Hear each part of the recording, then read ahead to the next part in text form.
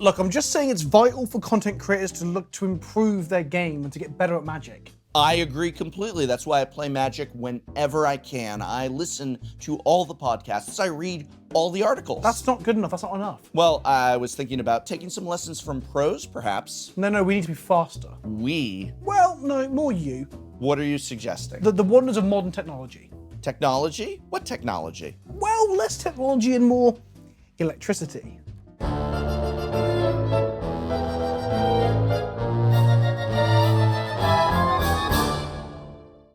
What the hell is this? Don't think about it too much. Don't worry about it. We all develop these bad habits as Magic players. I always untap before I draw. I know, but not that kind of habit. Well, I always play my spells second main. Yeah, you're getting better at that. I was more referring to playing Merfolk at every given opportunity. Ah. So how does this technology work? Well, we apply a mild electrical stimulus or shock to help you learn to avoid those habits in future. A shock? It's not a lightning bolt, just a little shock. All right, I guess. Relax, this is next level stuff. We're gonna give you professional instincts like a member of the MPL. So how does this know when I make a mistake? Okay, so it has to be in real time. We can't have a committee of pros watching it back and deciding on whether or not something was a mistake. Well, come on, machine learning and AI can't handle Magic the Gathering. True, and that's also quite expensive. So I've gone for a more budget methodology. Budget? So how exactly are you getting cheap and quick analysis on Magic the Gathering gameplay? Easy, some of the best players in the world. Twitch chat. Huh? Anyway, I keep. Ow! I don't keep. Ow! Turn one fetch land, but I'm not cracking it. Ow! I crack it.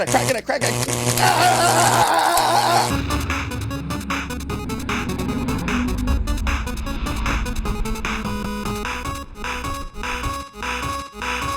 Are you too tired of Standard? Well, Arena is bringing us some new ways to play Magic. From Brawl through to Historic, we're getting some new formats. I'm Vince. It's still mostly Standard. I'm Vince, also known as Peasant Kenobi on the internet. I do have a YouTube channel before Brian makes the joke. And today we're both wearing weird socks. Today, whose socks are more wild? Sock it to me in the comments section. Shout out to Mark, who gave these to me at Magic Fest and said, Brian's socks are always more weird than yours, so try and up your game. So thank you, Mark. I appreciate this. I know my socks are always more classy than yours. Well, you can green screen. Those are nice. I commented that. I thought those were nice socks. You could put a little beach wave crashing in my feet here. Anyway, we're getting distracted. We haven't even got through the intro yet. Right. We're talking alternative formats on Arena and the future of Arena, which hopefully will exist beyond Standard. But you've already said. It's mostly Standard. Historic on Arena is mostly Standard, and Brawl is Standard, and we're going to talk about, there was a comment that Cube might be coming eventually. I mean, it's on the drawing board. It's on the same list as the next Zendikar set. That's the bit that I find interesting. People are like, Vince, it's in the far future. It is, but when you look at the image, which we'll have on screen probably now, it's in the same column as the next Zendikar set that is coming. It's in development, or it's on the drawing board for development. Let us hope to God that it's not Standard Cube. That could be.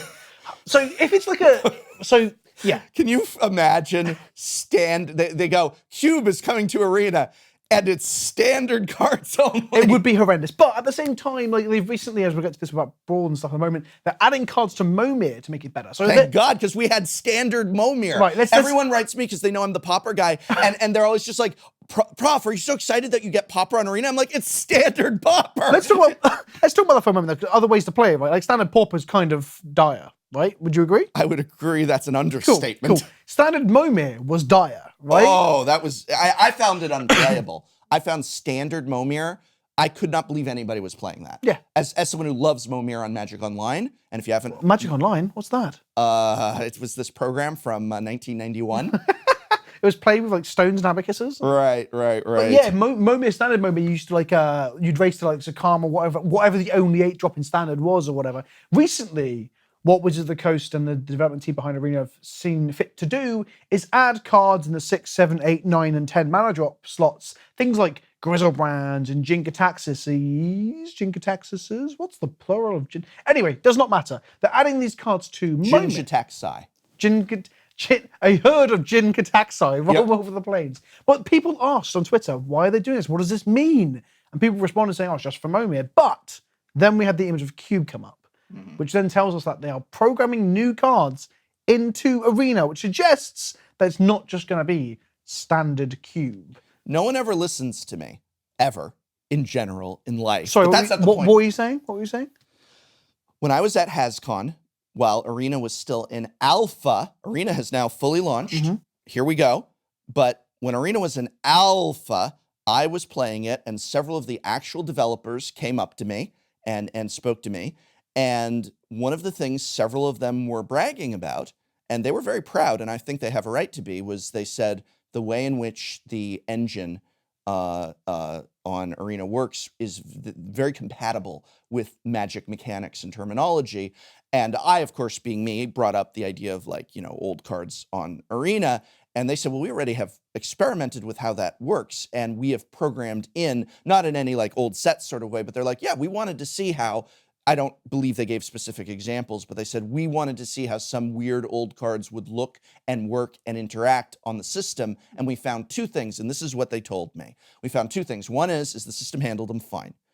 They said two is that the system has some kind of, and I am not an expert on this, so I'm giving a very broad layman's retelling, but it had a learning capability where once you show it, like you put in an old mechanic and it's like, what am I doing? And you go, you're doing this, it learns. And that makes it adapt and understand. They said what I remember them saying to me was, we found that the more we program into Arena in terms of cards and mechanics, the easier it gets. So I guess, unlike online where things would start to break each other. Because it's old architecture and things, right? But so I guess once you have a card, so this is, again, I am not a computer science major or anything like that, right? But I assume once things like Dredge are on there or Storm are on there, any of those mechanics are on there, they're building blocks upon which other cards can be built on. Right. This is one of the main reasons that I was upset that Modern Horizons was never even considered for Arena, because Modern Horizons had one Storm card, one Dredge card, had all these mechanics that would have then been built into the system, or at least been programmed in some capacity, which means in the future, when they want to go back and do older cards, whether it be for Momir, for Cube, or whatever, those things are already there. It's almost like a building blocks or baseline. Careful, Vince. Probably my most hated video was the one where I said that I really wished they had put Modern Horizons on Arena. And to quote most of the angry commenters for that video, there'd be no point to it because you can only play Standard on Arena. Except for the limited formats, right? Like that really strong, powerful, and exciting limited format like Modern Horizons. I don't want the downvotes. People really, man, one person called me a petulant child in that comment section. You are a petulant child, Bob. That's independent of this topic. Modern Horizons should have been on Arena. I'm going to go out and So you think I'm a child? I look like a child? Youthful, yeah. Youthful, yeah. Yeah, when you have the beard ages you. When you have a beard. I don't have a beard. When you have a beard, it ages you. Well, with me, actually... That's funny. I was looking at some old videos where whenever you see me with like just the scruff and the beard, it means I am overworked and I'm so busy that when I fall out of my shower, I do not have time to just actually spend 5 minutes and shave, and that starts to compile itself. And then the longer your beard kind of comes in, the extra 5 minutes it's going to take. So I get into this thing. So you're like, oh, he must be working hard. He's got the beard going. So I was looking at some old videos when we relocated, and I definitely was not shaving. And on a couple of them where it was really in, I was like, I think I look younger with the beard. I was going to say, perhaps the age thing might be just if you are tired and stressed then, as opposed to the beard itself. Maybe it's me thinking it's the beard. No, but if I'm tired and stressed, shouldn't I look older? And when I have the beard, that's when I'm tired and stressed. I think you look older with a beard. Oh, yeah. Well, that's the tired and stressed. Definitely, yeah. Anyway, what a tangent that is.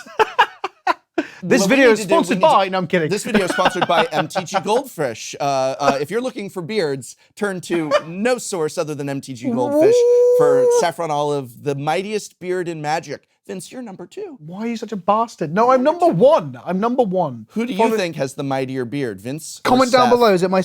No, mighty. Vote now. No, you're framing it. You're contextualizing it wrong. Who has the best beard? His beard is mighty. My beard doesn't compare in terms of size and girth, but mine is more well kept. Mine is refined. So you're saying you do not have Saffron Olive's girth? That is exactly what I'm saying. Yeah, unfortunately so. It's not about the size of it; it's about how you use it. And I know are we filming a bit for your channel now? I know we're getting close. We're getting close. But yeah, it's not about size, Brian. I know Americans love just things to be bigger, but I prefer things to be more refined. Anyway, speaking of refinements, there have been some refinements on Arena recently. So before we get fully into it, it's an interesting point you said at the very beginning that, like, I guess, like, Historic and Brawl are both byproducts. I'm saying they're alternatives to Standard, they're byproducts, right? Mm-hmm. Historic is where the waste, like, flows off and you can still use it. Meanwhile, Brawl is a way of being like, well, you like Commander, but how about Standard Commander? Right. Where do you want to start? Which format? Let's start with historic. We saw some changes. We've gone from originally the proposed and hated by everybody 2-for-1 wildcards. I made a very angry video about that. I made a very angry video about that. Rightfully so. You know, whenever you see YouTubers all agree on something, that's maybe should get your attention because we usually don't. Some of us might like white cards, for example, and others might like to play good cards. But when you see all of us saying this is a disaster, then you know something's up. Or 2-for-1 is just, that would have been dead on arrival. the other reason people might all agree on it is because it was kind of already set up. Like that was the logical foregone conclusion.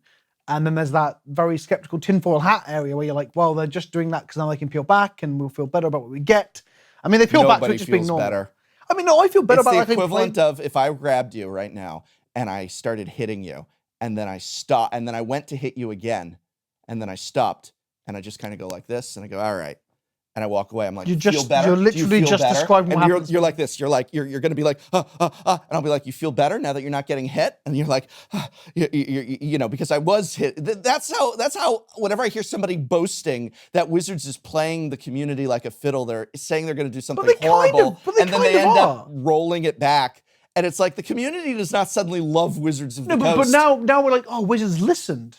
But in reality, they should never have tried to impose an expensive cost on a rotating format where we can use all cards. They wanted to see if they could get away with it. Exactly. And then when they don't get away with it, they're like, see, we care about community feedback. Do you reckon the community feedback on the deluxe edition? No, sorry, what's it called? Deluxe Walnut Supreme Whip, whatever it's called, the new deluxe thing. Do you reckon they listen to that community feedback? I look forward to next year's $1,000 Deluxe Supreme coming out, and in it you've got a Ultra Pro deck box, a code for Arena deck boxes. You get one special Arena deck box. 10% off Ultra Pro deck boxes. 10%. You get a coupon for 10% off Bed Bath & Beyond. Or if that new set about behemoths and stuff has like a whale motif, because it's like hunting the whale, Moby Dick-esque stuff, it'd be so good if you had like a whale on the front of the cover. Thanks. Great. But we're talking about historic. What are your thoughts on these changes, what we're seeing, what we're getting? So I'm very, very happy that now we're not going to have like a self-imposed extra cost so that we just repeat the sins of the past, reserve list-esque, making old formats expensive. That's great.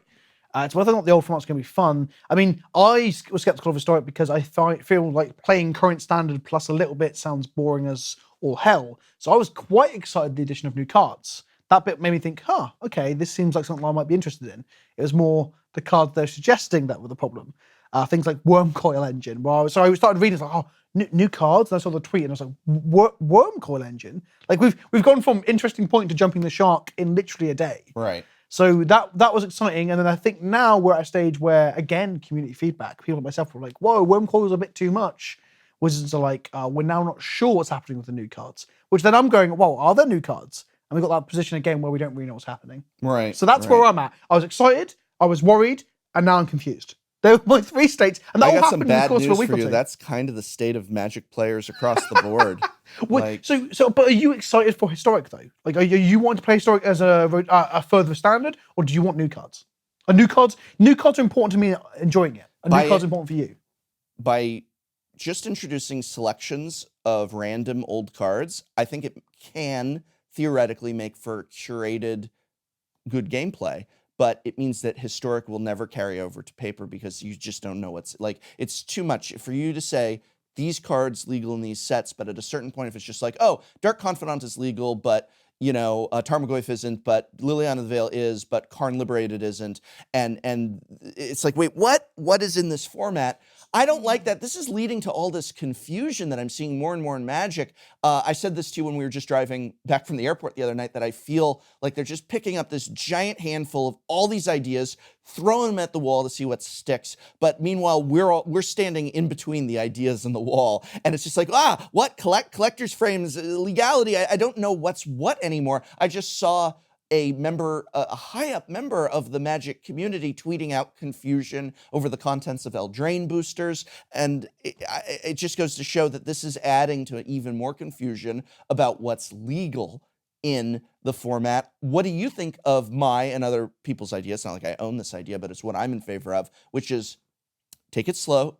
Historic might not be great out the bat. We're thinking a little bit long-term, and when you get around to it, start going backwards bit by bit of sets, not all at once, and not like every 2 months. We already have Ixalan, so let's start out with historic, and then in a month, when Eldraine draft starts to die down, we do flashback draft of Ixalan. We get those cards for our collection, and we can play with them in historic along with our other earned cards, and then maybe we're going to go to Amonkhet, and during that time, they already have half of Shadows over Innistrad block programmed in. They can program the other half. We can maybe skip Kaladesh, even though it's programmed in, and Shadows block. And by then maybe we can see how the format's going, and then maybe we might do something interesting. Then instead of, what was right before Shadows was, Battle for Zendikar. Never mind that. So instead of Battle for Zendikar, they go, we're going to do something interesting. We're doing Lorwyn flashback draft on Arena, and then Lorwyn has been added. But now we're talking like now it's been 3 years. Okay. And that was there's a lot of ideas to unpack it. So firstly, we'll come back to this one, I think. Yes. I want to highlight, you mentioned about it, what about in paper? Like, does it need to even cross over to paper? But I think we'll park that one, all right? Because that's a whole different topic to come to. But we know that adding cards to Momir, and we know that Cube is coming, and those will have crossover. Griselbrands and Ionas and all these things they're adding to, and Jin-Gitaxiai or whatever, are cards that will show up in Cube. And the cards they're going to add to Historic, if they end up adding any cards, again, will be cards that cross over in these things, because it allows them to double dip on the workload that they're making people do in programming stuff, right? I think if you're asking them to program like random commons that outside of the draft environment will never see any play, not just program, because the mechanics we said, they all double up, right? Yeah. Draw a card, It dredge, still takes time. whatever. It still takes effort. It's still resources. It's art, animation, sound effects, those sort of things that we don't want to commission necessarily. No one for a minute is saying it's easy to just push a button and put a whole set on there. It's a lot of work, and certainly, like many of those commons and uncommons and rares in entire sets are not really going to see play. So on a long enough timeline, they could add them, because they're like, oh, people will pay to do Lorwyn. If we've done Return to Lorwyn, and the hype backward will get people to buy and draft old Lorwyn on Arena, right? But if they just launched Lorwyn in 3 or 4 months' time, it probably wouldn't be that I wouldn't exciting. want it in 3 or 4 months' time. What's your timeline for this theory? My timeline for this is Historic comes as is. That was my second point. We can't let Historic launch lukewarm. Because, I don't care. It'll just be there. People play. Yeah, but Brawl stumbled and died, and Wizards have had to now go, oh, we're going to do pre-cons, we're going to put Commander legal cards to sell it, and secondly, Commander 1v1. They're like, here's this thing on mobile, and people are like, oh, we might play this, and then they're like, oh, we're not going to deal with the Baral issue, and they died. They can't let Historic just fart itself into the world and fine. smear. Wait until Throne of Eldraine hits the little in-between set lull, and that's when both Historic and Ixalan drafts go live. Historic includes Ixalan. The way to get Ixalan, besides using your wild cards at 1-for-1, is you draft it and can keep your picks. Normal draft prices, for God's sake, all of that, and that's what you do. And then the timeline is that not the next set, but maybe the set after that, in the in-between lull, same thing. Or actually, no, because then you've got, that's just Ixalan. So then the next set after that in the in-between lull, Rivals of Ixalan was the sequel. God, these names. And then, take it easy. My thing would be, once Amonkhet and Ixalan are on there, I would finish up Shadows. Do you think Kaladesh would be something you'd want to enable, or is too many broken cards? They can curate it. They can just release Kaladesh without. This is why I'm thinking. This is why I think the addition of new cards is a great thing, because they can curate it, right? They can be like, we don't want Aetherflux Marvel in there. We don't necessarily even want Smuggler's Copter initially, because we were a bit skeptical. Kind of how Warren the Cattle was not in Modern initially. They were like, might be too good, end up right? They can curate things, and it also means that the reason that Wizards went for this weird 2-for-1, right? If we unpack that reason, was because they wanted to make money out of Standard, right? And they were scared that people like myself, there's probably the truth to this, will play way more Eternal non-rotating formats than Standard. The thing is, you can still monetize those formats by selling cards into them. Modern Horizons was a very good way of them monetizing Modern, even though they can't print. They're printing into it directly out of Standard, right? Right. So you just, when you add Wormcall Engine out of nowhere, Wormcall's a bad example, don't add Wormcall, please. But like Wormcall and Brainstorm or something else, those cards are wild cards that people have to craft into them, and they will create new decks. They will create new archetypes that will require people to buy packs, grind drafts, get their dust, get their, sorry, that's Hearthstone, get their gems, get their I wish I could grind magical dust. I think doubloons that or whatever would have it been is. really smart, but that's another But every thing. time they put new cards in, so Delver of Secrets is added 1 year from now. Suddenly a Delver deck exists. And then there's certain cards that no one's got access to or no one bothered to craft. And now suddenly we need to crack those in packs. Those Delvers just show up in some weird... I imagine the first historic, or the first cube that might not be Phantom, if they do that, would be a historic cube. Where it's a mixture of current standard plus a lot of stuff added into historic. Yeah. That's how they can do it. I think whole sets is optimistic and perhaps problematic because we'll have so many cards that no one cares about or no one would use. Right. Do you feel then, moving forward just a little bit onto this idea of like they were able to change the redemption for wild cards? There was some talk that if they ever ban a card out of historic early on, like let's say they did introduce Wormcoil, and then they go, oh, bad idea, and they go, we're going to ban it, that the system, because it's an online system, they can ban Wormcoil and everybody get their wild cards back that crafted it, or get point equivalents or what have you, where nobody's lost anything. So it's not like in paper, I've bought a card and it gets banned and I'm up a certain creek. But rather on digital, if I get a Wormcoil and then it gets banned, they can kind of make it right with me. And that this allows them, I was reading one post where somebody said, this gives them a great freedom. Go for it. There's no real problem. People might have fun in a broken, take it away. So they could do seasonal stuff. There'll be cards that come in and out of this format over time. Kind of like how people have asked for that with bannings. However, okay, on that point, I'm gonna give you a bet right now. Yes. The first time they take a card out of historic because it's a problem, say Wormcoil, say if that's Marvel, Emrakul, whatever. The first time they do it, they're going to take it out with other cards and do a seasonal thing, let's say, and not give any reimbursement. And then we will complain. Oh my God. And we will get the reimbursement, and it will be community feedback being listened to. That is my bet. That is my bet. I almost believe you. The only thing is that they've set a precedent that they can't leave dead cards on your thing. So if they take it out, then it's dead. They can't leave the dead card. Did they give a refund for Ostodon before then? When that got banned out of standard, did we get anything? Was that still during the early beta where it didn't matter? I'm not sure. I think that might have been. But you have a point. Maybe they did give us some gems for that. I think they gave us some gems. But looking at all these things, they're able to make these rapid fire, almost spur of the moment, it seems, changes, adjustments. There were changes to experience when Battle Mastery came out, and it feels like every set, it's switching around a little bit, even though we don't have a long history. And that's because it's a digital client, and the digital client allows them much more freedom and ease of changing what the rules are in terms of these are what your daily events do, these are what the events reward.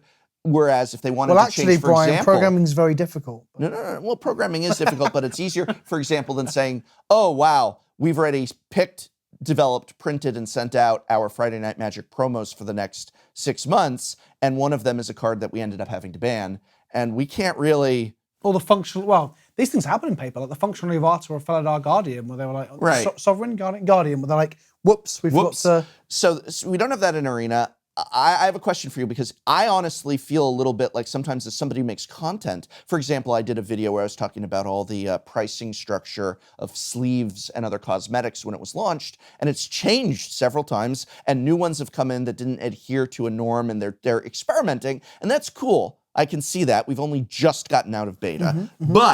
But there is an aspect to that where I also end up being like, I don't know what anything is. I don't know what sleeve, like this costs. I don't know what this, I don't know if this is coming back. Are we getting, I missed my window on getting this cosmetic item. Does it come back? What are the rules? And they're like, the rules are whatever we want the rules to be. We can, as opposed to, we have printed this premium product in paper. It's available during this time. When it's done, it's done. They can be like, oh, we'll bring back the Ravnica Exquisite sleeves and we'll make it for a different price and we'll do whatever we want. Or we'll ban this card. We'll give you wild cards. Oh, one wild card isn't enough compensation. We'll give you 2 wild cards then. What do we got here? And I'm very confused, but I also see a strength because it allows them to course correct. Yeah, and I think much more easily than in paper, they can say, hey, wow, that was a bad idea. Let's fix it. We'll fix it tomorrow. Yeah, and that happens. You wake up in the morning and they're just like, oh, actually, there's no cap on experience, or the cap's been sure, lifted. and that's one of the strengths of Arena, right? And like, yeah. I mean, and also to an extent, I guess we've seen this with that ancient program Magic the Gathering Online, where they've tried some of the stuff in the past. Like they've re-released sets and removed cards from them they knew were problems. They had Tempest remastered, and they gestured at the idea of re-releasing, for example, Return to Ravnica without pack rat because it's problematic rare. So yeah, digital platforms allow us to do those things. Well, I'd love to see Ravnica remastered on Arena There we go. added There we into go. Historic. So maybe that was always the plan since early Arena development was there were certain sets that are going to remaster. So when those polls were coming out, whoever was the head of Magic Online design or whatever going, would you like to see Invisible Stalker took out of Innistrad? Would you like to see Pack Rat take Oh out yeah, of they're RTR? definitely testing the waters. polls. But those things never happened on Modo. Why not? Is it because, I mean, this is tinfoil hat, but positive tinfoil hat. This is like a golden crown of excitement. What if they were like, oh, we know Arena's coming. Let's not do that on Modo because we know people will get very excited for Innistrad. Because you said about Lorwyn, right? And I love Lorwyn. I think Lorwyn's a great, fun format to draft. But Innistrad and Ravnica sets get people excited. So maybe, just maybe, and if this happens, if this is announced in the next 6 months, that Innistrad flashback appears on Arena with Invisible Stalker or Butcher's Cleaver or something like that removed, I called it. Do you know what I actually thought when I saw? So I got the same tingling, ooh, I see something coming when I saw those questions being asked, but I thought slightly different. Tell me how crazy I am. Paper. I thought they were going to do Paper Innistrad Remastered. I was like, oh no, they're doing. I don't want them to remaster Innistrad. Just give me Innistrad. Just reprint Innistrad, put a gold border on it or a silver border, or a white. I'm actually pro white border. Is there anything scarier? White border's Innistrad's fine. the horror. Innistrad's the horror set. Is there anything scarier than white border? No, white border would be Innistrad great. cards? I think that's a great idea because at least the cards are playable. If they give them gold or silver border, I'd be mad. Yeah. Like, oh, here's some more Lily. Here's some more Lily out of the Veils for your commander decks. And the modern players are like, sorry, what? But no, Right. but those things can tie in, right? How do you promote this new set on Arena? Sell it in paper as well. Oh God! Imagine if then on paper, when you buy Innistrad Remastered, there was a code in it that gave you a pack or credit towards the draft on Arena. Oh, but except they don't do that because Brawl doesn't have the pre-con those codes codes. are too hard to program, Brian. It's very hard to program in. So speaking of Brawl, we've got Brawl and Arena. And as far as Brawl and Arena is concerned, I know that you in particular, and myself as well, are not fans of Brawl in paper. I think, what was your quote about Brawl in paper the other night? Like I said, why would I maintain a Brawl paper deck when I've already got like 3 commander decks, or like 2 legacy decks, a modern deck? Why would I add another deck to that when in reality I want to sit down and shuffle up my commander deck? Why would I want to do that? I'm not a big Brawl in paper fan. I don't want to yuck anyone's yum. If you're playing Magic and you're having fun, more power to you. For me, Brawl, I see Brawl and I see tiny leaders. I see Brawl and I see standard commander. I see Brawl and I see something I don't want to play in paper. My response, though, to Brawl coming to Arena was fantastic, excited, and then actually sitting down and playing Brawl in Arena, even more fantastic, even more excited. What are your thoughts on Brawl? I'm in a similar boat. Like, I like Arena a lot in terms of its interface and what it is. The problem being the formats that are available. So the more we have of things like Historic and Brawl to play on there, the better. So I'm excited for Brawl on Arena. I just find it bizarre, like you said, that people want to take their lists and then go put them together in paper because it's another load of maintenance and I mean, we all know the stories of the Brawl championships at GPs, right? And that bit in that video when we see the Brawl rooms on Modo, no one's playing them. So alternative modes to playing Arena is good, and that's why I say we don't need it in paper. We don't need Brawl in paper. No, well, some people might need it, but we don't. Oh, I don't feel that way anyway. I'm surprised when people say it. Or there's nothing stopping you. We don't need Brawl precons in paper necessarily. We don't. But where are they going to put those standard chase staples? Like never mind the standard, the commander chase. The commander staples. Chase staples. That's it. Yeah, like the Tulane. Yeah, I mean, if you guys watched our last episode, we talked briefly about this, about Tulane and Mystic Talisman. Is it called Arcane Signet? Arcane Signet. These cards are the commander players want them as well, right? So that's the reason they're in those Brawl decks to shift the Brawl decks. Right. And Tulane's the most pushed bank commander I've ever seen as well. It's absurd. Oh yeah, absolutely. Tulane's great. I really like Arena coming to Brawl. I really like Brawl coming to Arena. Coming to Brawl coming to Arena? I really like Brawl coming to Arena for the reasons you stated. I feel it should be historic. Give us another place to play with our cards.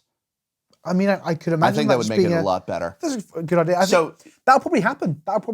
If Brawl doesn't do the numbers they're thinking it will, and they need to shift more things, the next Brawl precons will have historic legal cards in it. Yeah. And that'll be the way they shift and change things. Right? Like you said, Arena's malleable, right? You can change it at the drop of a hat, or click of a button. I guess the thing we should mention with all this is the fact that these queues aren't going to be available at all times. Historic and Brawl are limited in terms of when you can play them. They can change that tomorrow. Maybe they will change it based on feedback, and then they'll be like, look, we listened. Push a button. That's the advantage, but it's also the disadvantage because I feel that this encourages them to start out small or to start out greedy and to say, listen, it's not set in stone. Give them the least, charge them the most, If there's kickback, turn on or off the faucet accordingly. We can maximize profits, maximize everything on our end. And I think that is perhaps, it's one of those things where it's kind of like the foxes guarding the hen house, where a corporation is always going to want to maximize profits, and they're going to always make the mistake of saying, if I can get $1 more today, then I don't care that it ends up costing me $5 tomorrow. And they really are going to push for that. And so I feel that like when things are set in stone, they have to think a little more carefully, don't they? If what they had to announce in terms of redemption ratios, they had not been able to change for a period of 6 months, let's say, they might have said, whoa, wait here. If we release this and it's hated, we've got to live with it for 6 months and it's going to damage the company and stuff. So stop. Maybe we should just have this 1-for-1. But since they could say, oh, just change a digit. I don't know. I think that's more of an issue with like contemporary company culture on the internet and things, right? Like they make announcements they can peel back on. Like they functionally have eroded cards, like 2 cards of recent memory, both the cat and something like an end of turn. And they had to go, oh, by the way, it ends at end of turn. These things happen because we have that quick feedback loop. So I don't know if it's just an arena problem. I'm not as skeptical as you are that Wizards are gonna burn the ending, the goalposts to make the money on the field sort of thing. I don't believe that's a thing that they're necessarily doing. I do agree that there might be some corporate meddling in that sense, like, you know, the investor reports about how standard's important, or Hasbro are like, well, what's the quarter end figures? And they're like, oh, I guess we should just release another supplemental product that'll definitely pump those up. Right. And the Mythic editions and stuff. I get that. But I think people at Wizards care about the game, so I think... Oh, I think they care about the game, but I do also feel that at a certain point when you start saying corporate meddling, that's just them now. Like, no, I feel like it's giving them a pass to say, oh, that's Hasbro making the nice people at Wizards be all mean and greedy. Like, sure, it's like, listen, it's the company at this point is doing that. They are a company. They're going to take a corporate thing. But as much as we talk about how Brawl is a way to sell standard packs and maybe meet some KPIs in that respect, don't forget, these things are like championed by people who are game developers who've loved the game, right? Oh, sure. So same with Historic, same with Brawl, same with Modern, same with Commander.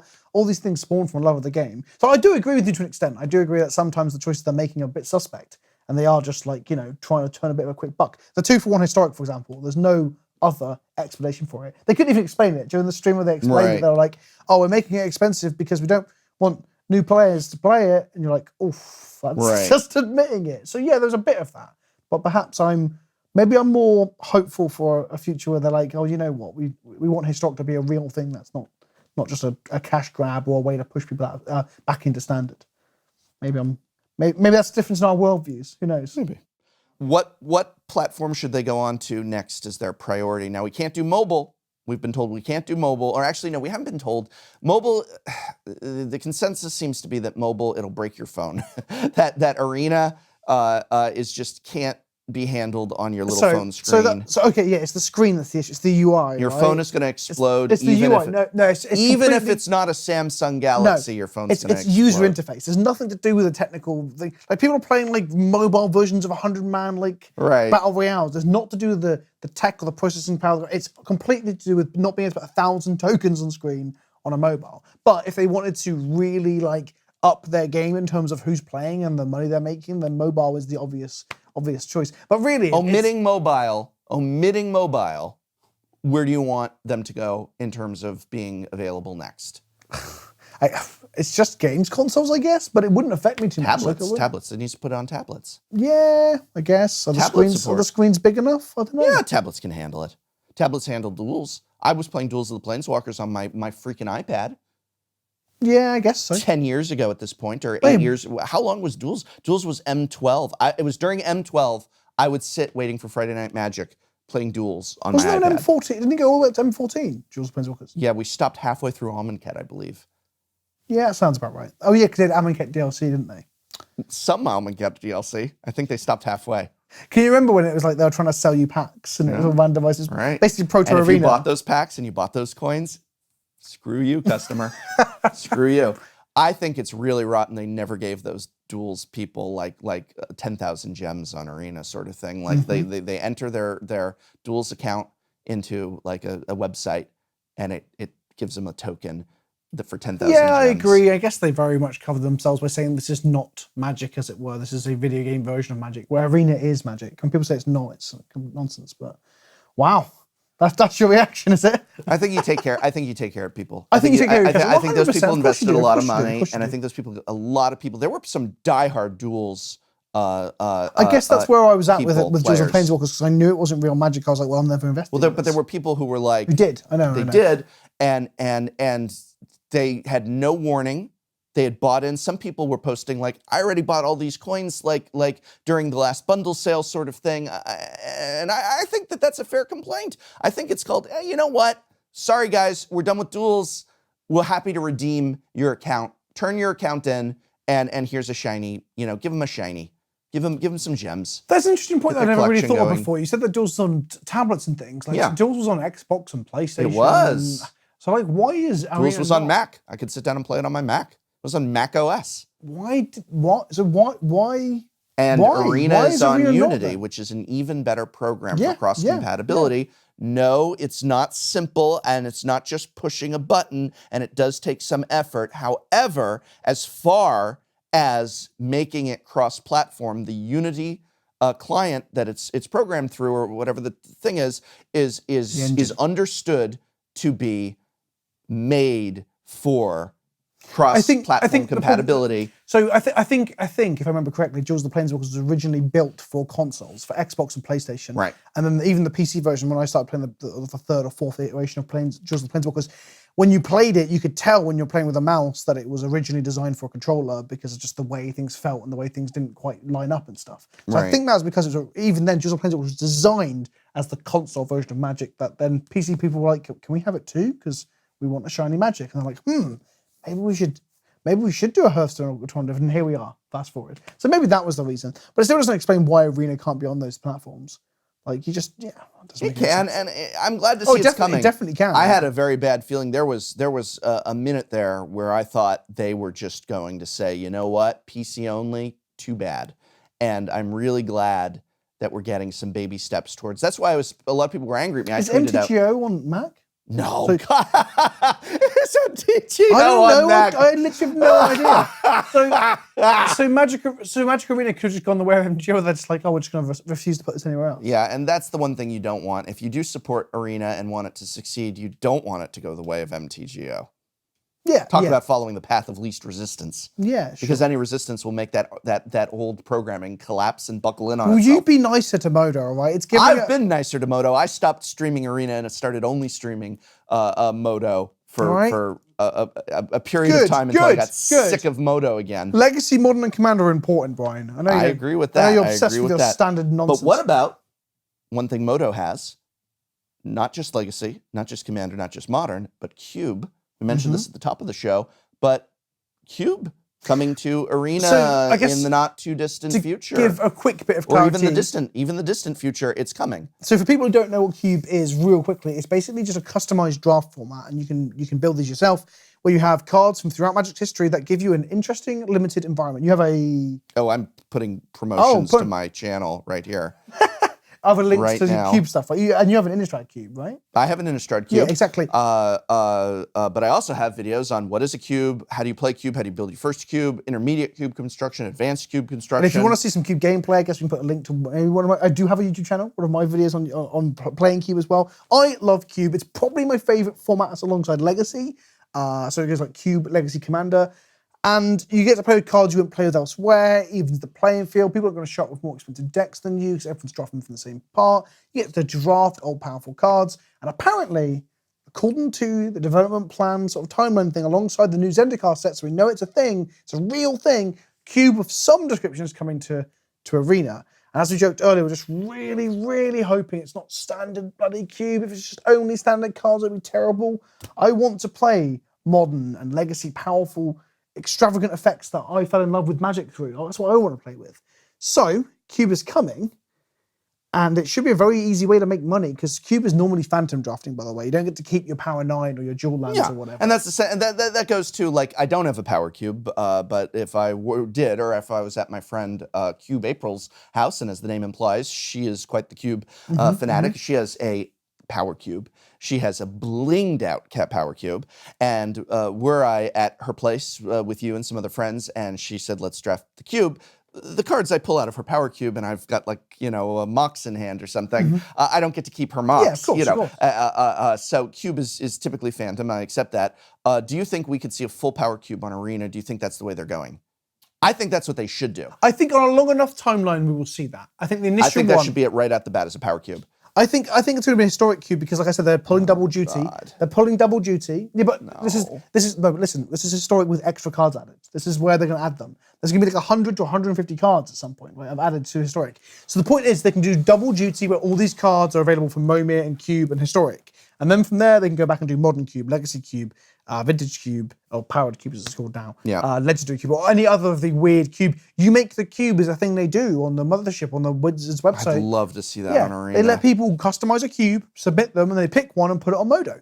And whenever cube is up, I will stream it 3 or 4 times minimum. That's all I would play, his cube. So that will get me obsessed. Which is why it's going to be standard cube, because they don't want me just playing it. They just want me to play it for a minute and then go back to standard. And the thing is as well, this whole argument like we were saying That's not how it works, Wizards. But we were saying about historic, right? The reason historic's 2 for 1 thing happens because Wizards were like, oh no, we don't want people not to play standard.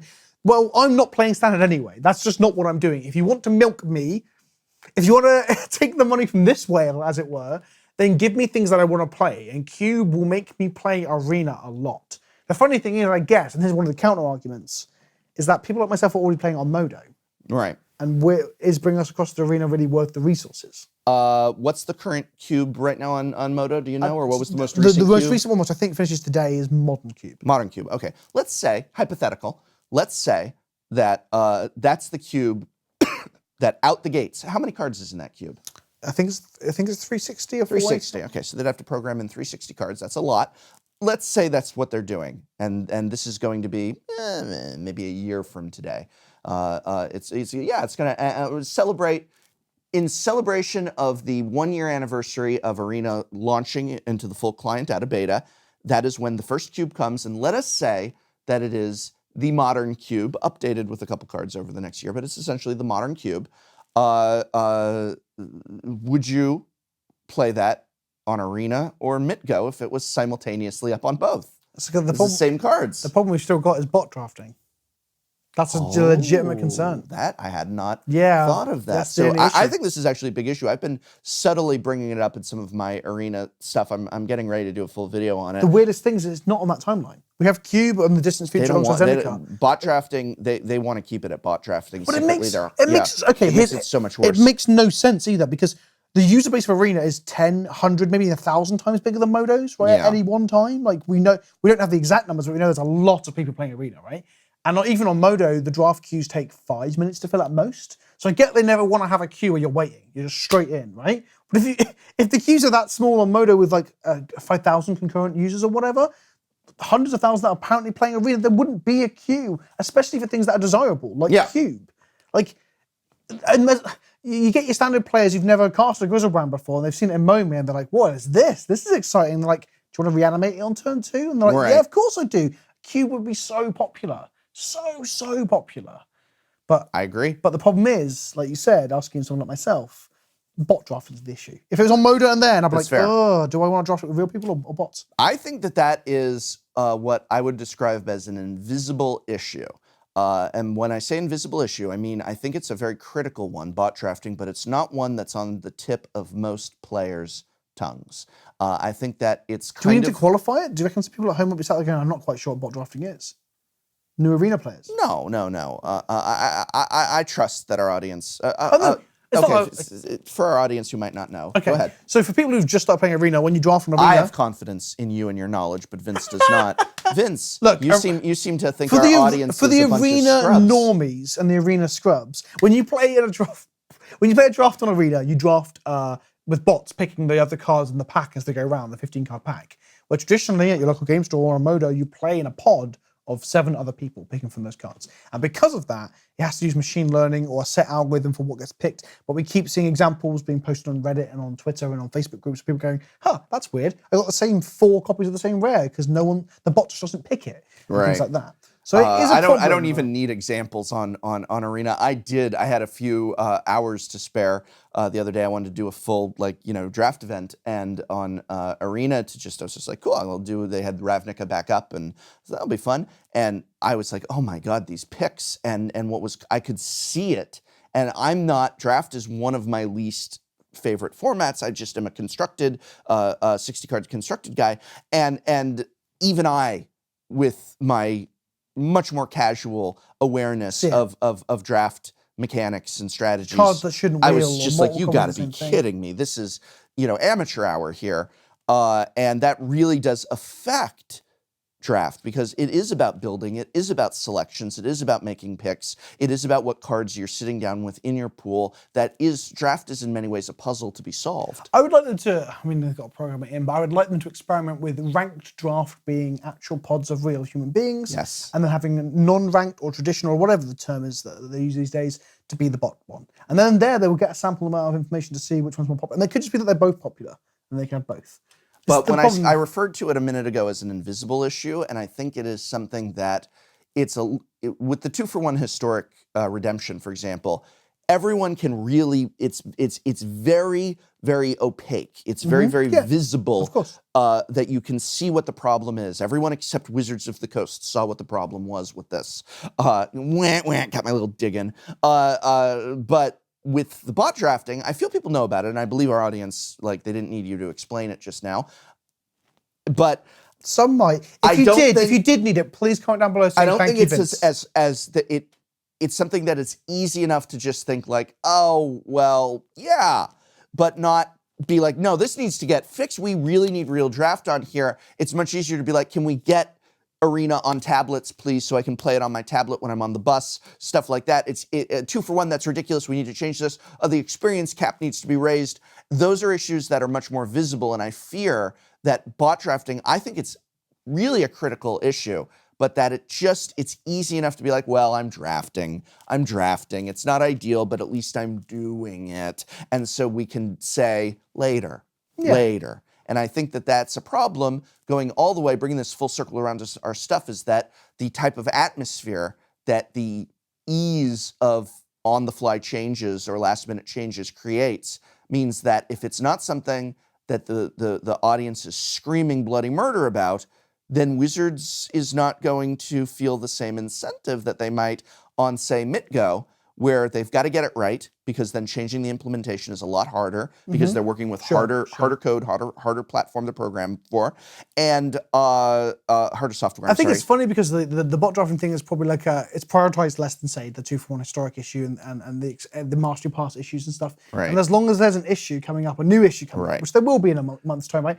Those will then hide from the community and from the average user, because it's always going to be the third priority behind other things that are being moaned about. I fear the environment that sort of climate will create long term, where we're going to end up with, as the years go on, the more bold topics, the more hot topics always got fixed really lickety split, but then we have lingering issues. Aching pains. Lingering issues, and some of those issues might be as important, if not more important, and I believe bot drafting is one of them. But you're not going to see, when the 2-for-1 historic thing, so I do favor Reddit. I'm on Reddit a lot. I like to read it. And when the 2-for-1 historic thing was going on, boy, oh boy, every other topic on the Arena subreddit and the main Magic subreddit was bemoaning this, and you're not going to see every other thread being about bot drafting. You're just not going to see that level of... is that is planned. That's what you're saying, right? Which is like, it's going to be 1-for-1 historic wildcard redemption eventually. So let's put it as 2-for-1, and they'll never think about the bots. You That's give what them you're saying, too much right? credit. No, I just like wearing a tinfoil hat sometimes. Yes. So that brings us to a close on our round table. I say round table, it's two guys in the chairs. Our discussion topics of things that aren't standard, or the byproducts of standard that hopefully will be fun to play on Arena. Let us know what you're excited about as well. Tell us if you are genuinely excited about Brawl or Historic, or if you think they're absolute crap and you think they're just a cash grab. I've been Vince, also known as Pleasant Kenobi on the internet. Check me out on youtube.com/Pleasant Kenobi, where I play a lot of different types of Magic, and twitch.tv/Pleasant Kenobi, where I play a lot of different forms of You Magic. play Magic the Gathering? I do. Some creators have to, but I know certain creators don't. All they do is check this the guy, price points of things on our wiki and then write a video about it. Oh, snap! Oh, snap! So you realize that even though this has just happened for us in real time, that I will then be going back and editing this video. So when we were talking about shout outs to our old videos, I'm just going to put an image that says file not found when we talk about your video. So there we go. So there's we'll a have the last swath. laugh. There was an absolute resource of Cube video and Cube gameplay over on my channel on youtube.com. It's It's probably like a redacted dial now. tone, a It's not just dial Yeah, like a tone. blurred mouth and a redacted phrase. But thanks for tuning in. And if you were to design the cube, what would you put in it for Magic Arena? What do you think the first cube should be? Historic, standard, full-on power cube, modern cube, something new? Popper cube. Duck No, probably cube. not that. Duck Every cube. Magic duck. Will never be. I don't understand why we haven't gotten a Popper cube on Mitgo yet. That's been irritating. Yeah, I guess so. It just wouldn't be as exciting though, would it? I'm literally just saying that to annoy you. There's literally no other reason for me saying that other than that. Mission accomplished. Thanks for tuning in. We'll see you in a few weeks. Yep.